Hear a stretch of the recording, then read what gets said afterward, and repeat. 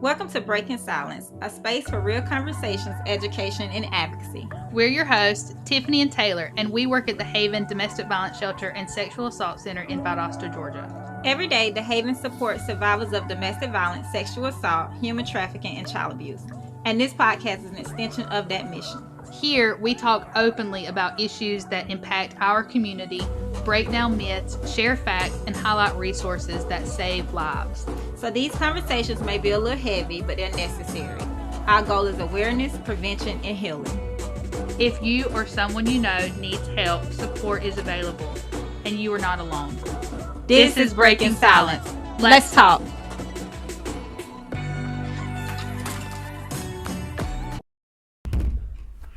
Aren't you from Valdosta? Yes, sir.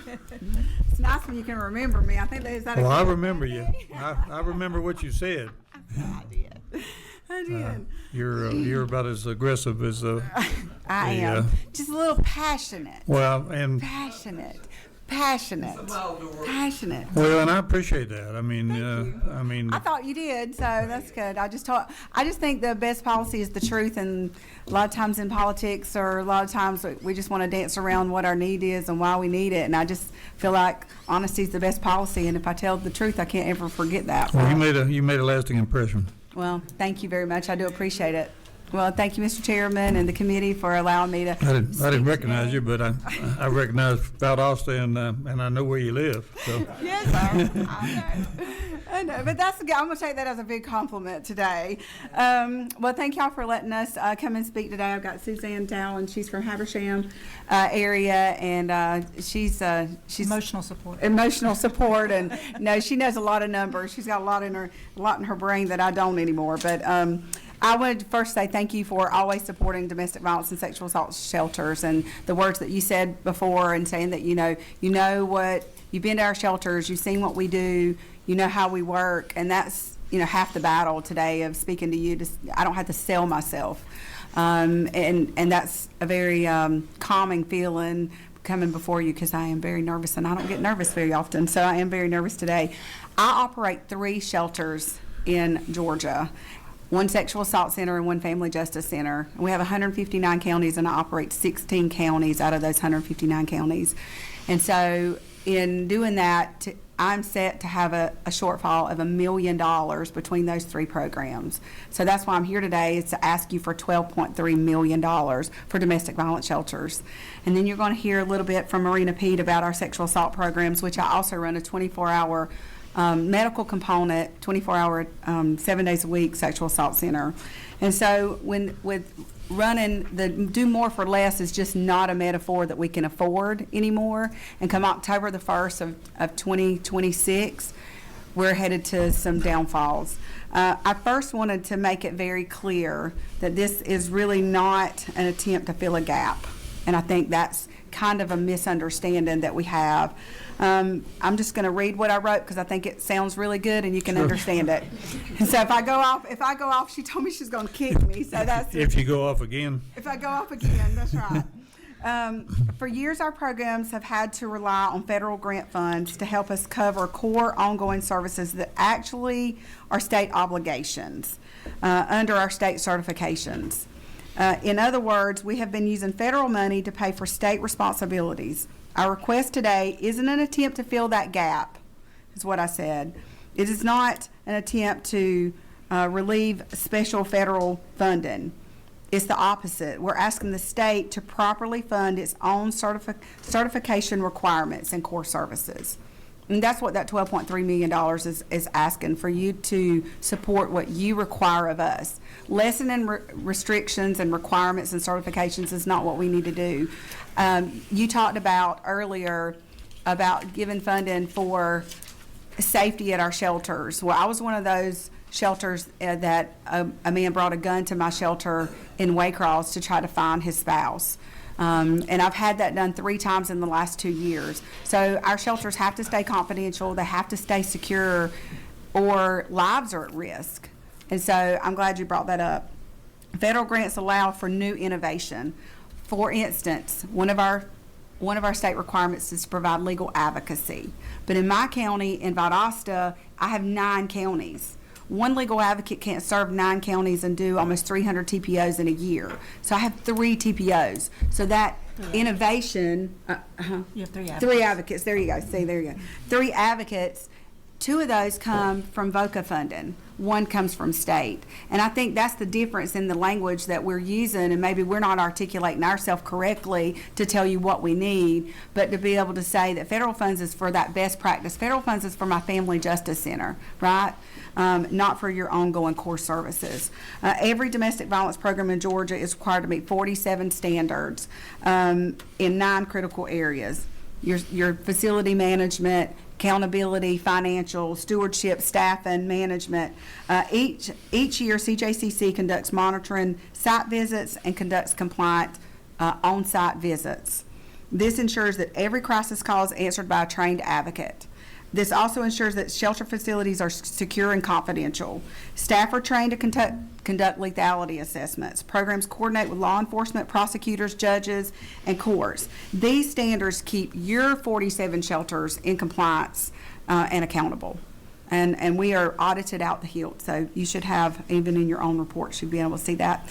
In 2025, certified domestic violence programs served over 40,000 victims and children of domestic violence, answered over 70,000 crisis calls, and provided 292,000 bed nights.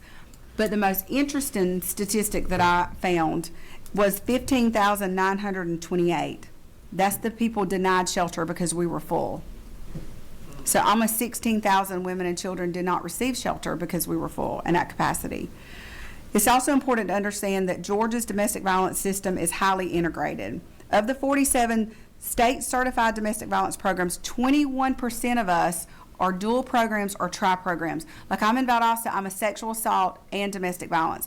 You've got many of those, 21% of us are dual or tri, which some of them are child advocacy, sexual assault, and domestic violence. So we are doing more, and it takes more to do more. So 21% of us are dual or tried. So Do you that's share really facilities when you do that? Sir? Do you put them in the same facility? So yes, I have a full separate sexual assault center. So once they get a medical exam and once they have all that done, our advocates take them to the shelter to live in our shelters. Yes, sir. Do you have a SANE nurse? We do. We have a full-time SANE nurse, thanks to you, or y'all. Yeah, we do, for the first time ever, and that's great. These programs are responding to overlapping domestic violence, sexual assault, and child advocacy cases, often involving the same families. So we work daily with law enforcement, hospitals, prosecutors, judges, and when funding for domestic violence programs is unstable like it is now, you have a hard time staffing your domestic violence and sexual assault centers. Nobody wants to come to work, qualified staff. It impacts far beyond just shelter beds, and I hope today you see that we're just more than a shelter bed. It affects sexual assault response, child advocacy services, forensic exams, court coordination statewide. It affects everything. Our programs are not operating in isolation. We are a part of Georgia's public safety infrastructure. Advocates assist survivors with TPOs, accompany them to court, coordinate safety planning when offenders are arrested or released, and we're excited about the registry. We conduct lethality assessments and work closely with law enforcement and judges to reduce the risk of serious injury and homicide. When shelters are underfunded and forced to reduce capacity, the burden shifts directly to law enforcement, courts, hospitals, and emergency rooms. And last year, 163 victims died of domestic violence in Georgia. According to CJCC and your own House Oversight Report, in 2022, the average cost to fund a shelter for core services only was $896,000. That does not include the inflation of today. And we all know, we all talk about it, costs in our own homes have gone up. But what we're seeing is to hire qualified staff, 40%, our staffing costs have increased by 40% to hire an advocate. I used to hire an advocate out of college for $25,000, $30,000. I'm at Valdosta State College down there, university. They're telling us what they want to work for because it's a very competitive market. Food costs has gone up. I don't have to tell you that. You're buying groceries at your own house, or somebody is. Food and basic necessities, utilities and transportation, you know. Somebody's doing it. I mean, I don't even do it at my house, but somebody's doing it. liability, vehicle and health insurance. South Georgia, we've been hit by 3 hurricanes in 3 years. We got passed by this year, thank you, Jesus. But we've had 3 hurricanes. We have limited rental. There's nowhere to rent.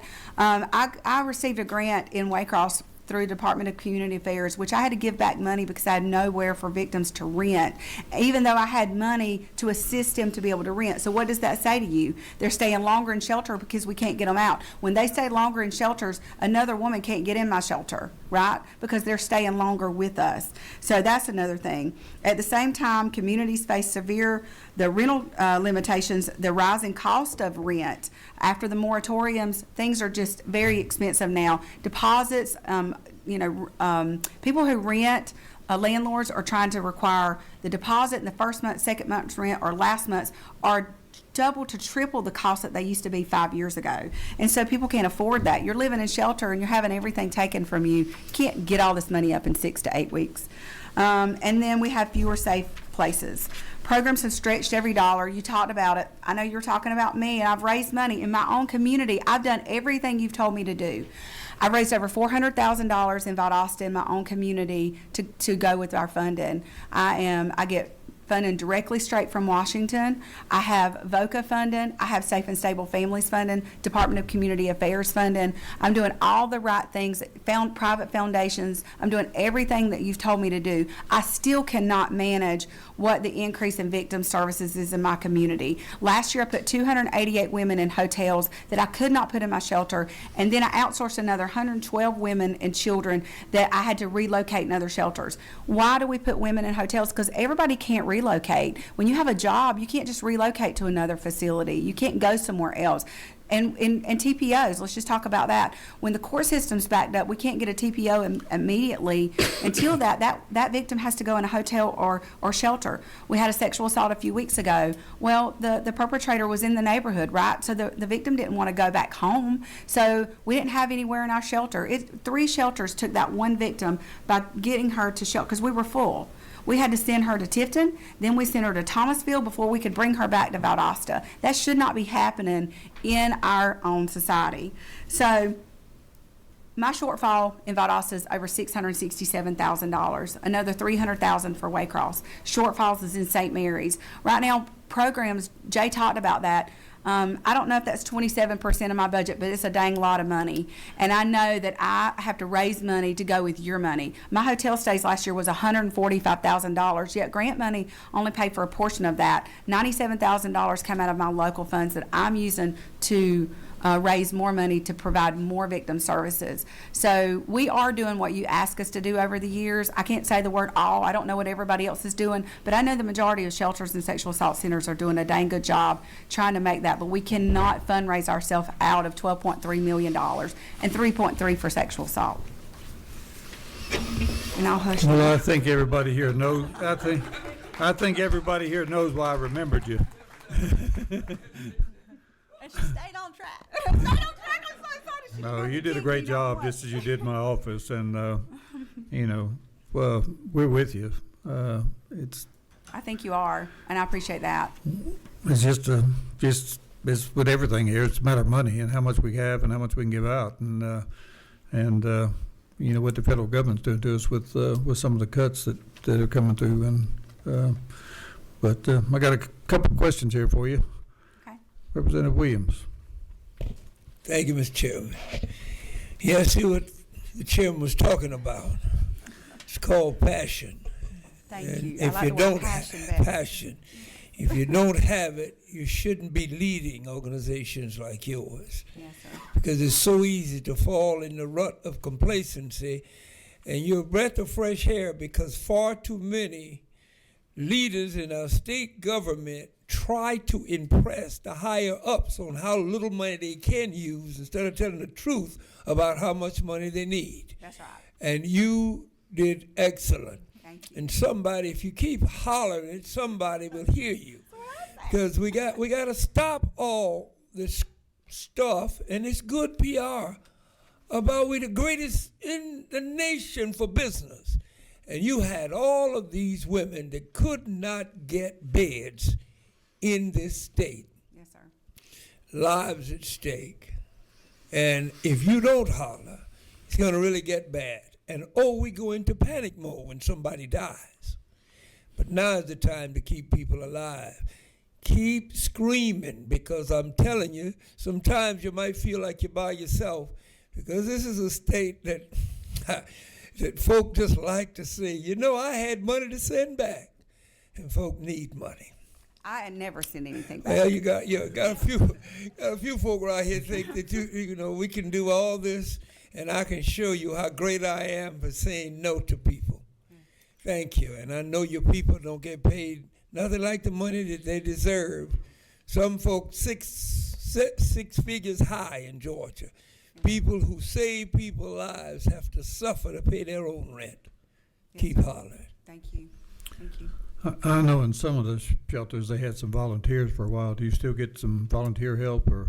We don't get a lot since COVID shut down a lot of the colleges and they opened back up. The volunteer base is not as prevalent, and then a lot of like the people that need like your psychology and they have to do some hours, they're finding it in different places because mental health needs a lot more volunteers than they used to. So we have some interns, but somebody like Waycross or like even St. Mary's that I'm running now. I've been in Valdosta 18 years, Waycross 31 years, and I've been running St. Mary's since last May. But somebody like with St. Mary's, they have volunteers that'll come in and help like fix a shelter, but they don't have volunteers to come in. They don't have that college base that they need.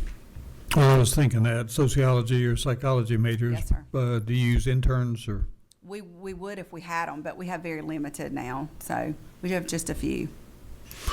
But more so in your bigger college areas, not in somewhere like Waycross, St. Mary's, Vidalia. Yeah. We don't have those. Well, here comes the St. Mary's guy, Chairman Saints. Thank you, Mr. Chairman. I want to preface this by saying I appreciate, Michelle, your work in taking over St. Mary's, and I'm saying this for the benefit of assuming multiple shelters are in the position that St. Mary's was, which Yes, sir. was the funding is convoluted to be limited, and the operations take a lot of elements to ensure that funding stays equal. So we would, I'll just say if it wasn't for you, it'd be very close to, if not closed down right now. So thank you.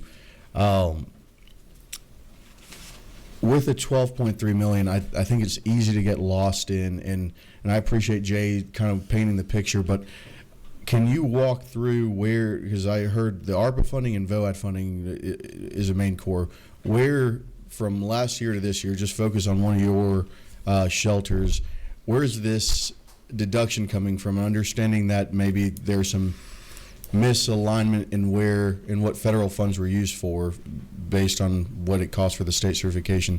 But let's pretend we're doing nothing. Okay. Without that 12.3 million, what does this look like year to year, and where do things change? So for me personally, like without the increase in funding, I'll make sure that I'm getting what you say, what you're asking. But without the increase in funding for one of my shelters completely, like those 288 women, the first thing I will cut is hotel stay. That'll be the first thing. I mean, I'll have to, because that's not essential services inside of our shelter. So that'll be the first thing to cut $145,000 off of my budget. So what do they do if So they I don't don't- have a place to stay? Are they on the street? I'm just going to give them somebody's number. I don't know what to tell them to do. Yeah, they'll be on the street. And I've said that because that's reality in my own community, is putting people in hotels. I'm on 75. I'm human trafficking facility as well. I'm a sexual assault, domestic violence. Like we've got it going down there, and we're at 108 to 110% capacity every year that I've been there for 18 years.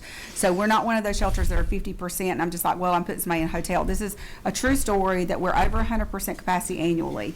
And St. Mary's, just for example, since May has been at 134% capacity, and have increased their numbers as well. So first thing we'll start cutting is our hotel stays, of course, and then we will cut services like therapy services if they're in-house. We will cut advocates positions, transportation positions. We will cut, like, for instance, that's not a state mandate. Our advocates used to take them all, and I have a transporter that VOCA pays for. But when you lose those ARPA dollars, VOCA's not going to pay for that position. But here's what we do. This is how transportation is so important, especially in South Georgia. We don't have Ubers or cabs or anything like that down there, right? We just have our own vehicles. Or you have what, pit and pat, whatever they used to call it with your feet. That's all you have, right?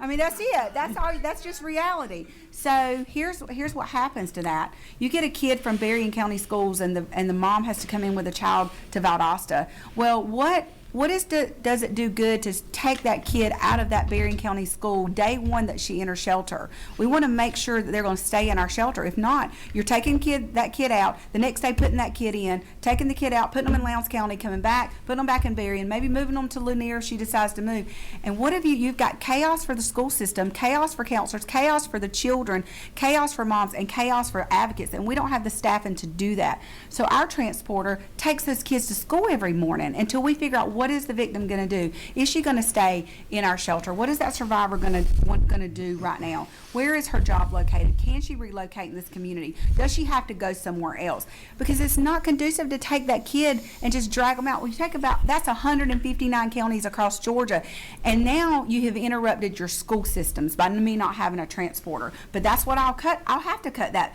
because you don't require it. Staff can do it when they can, but that's the first thing that'll go as well. I'll cut my transporter positions. So it'll be a lot of positions that we just cut that are necessary, that you don't necessarily pay for, but that VOCA and ARPA funding from that gap. We might have knew this shortfall was coming, and we've been told to fundraise, and we've been told all these things, but we've done exactly what you said. We cannot do it in this amount. These VOCA dollars, if I can clarify what I think you might be asking, our programs are currently, as of today, operating at a level that we were operating at in 2020. So October of 2020, with the extra therapists and the extra translators and the extra legal advocates. That's where we were. Great capacity, doing what we're doing well. And the VOCA funds did, from the federal level, start going down across the country. Those ARPA funds have filled that gap to keep us all at that 2020 level. If ARPA and COVID had not happened, we would have been here 5-6 years ago, right? So this has just been a delayed necessity to have to come and ask for this level of funding because COVID happened, and those ARPA funds were there to save the day for all these years. So not adjusted for inflation, without the ARPA dollars, you would be at the 2020 level, or right now, okay. Yeah. Thank So you. right now with inflation, it looks like it takes a little over $1 million to fund a shelter. And by your own CJCC's report and your House Committee report, it was $896 in 2022. Thank you. Any additional questions? One thing I would want to know is what kind of vitamins you take. Everybody asks me that. I don't know. I'm just high energy. I wish I wasn't. I tell my staff, don't be me. Don't be me. You're a great advocate. Thank you. Those people are lucky to have you down in your area. It's, Well, we're lucky to have y'all. well, we want to try and do as much as we can. I mean, I think everybody on here feels the empathy for the people that you deal with, and it's no fun. I don't know how you tell somebody with a woman and 3 kids that you can't stay in a hotel. We don't have a bed for you. I don't know where they go. I mean, I wouldn't want to make that decision. Me either. And with your help, we won't. Well, But thank you. I'm not the big cheese here. We do as much as we can with what we have, and we make recommendations. But you're certainly in the forefront of what we want to help. Well, thank you. Thank And you. you have been for years. I mean, I just appreciate you, and men like Representative Williams said, your passion for this. I don't think they could get anybody better to run these things, and you keep doing it. What, 18 years? I mean, 31. 31. Yeah. You 31 can't. in Waycross, 18 in Valdosta. You must have started when you're still in high I school. was 12. my daddy was a Marine, so he said, go to Oh, work. hoorah!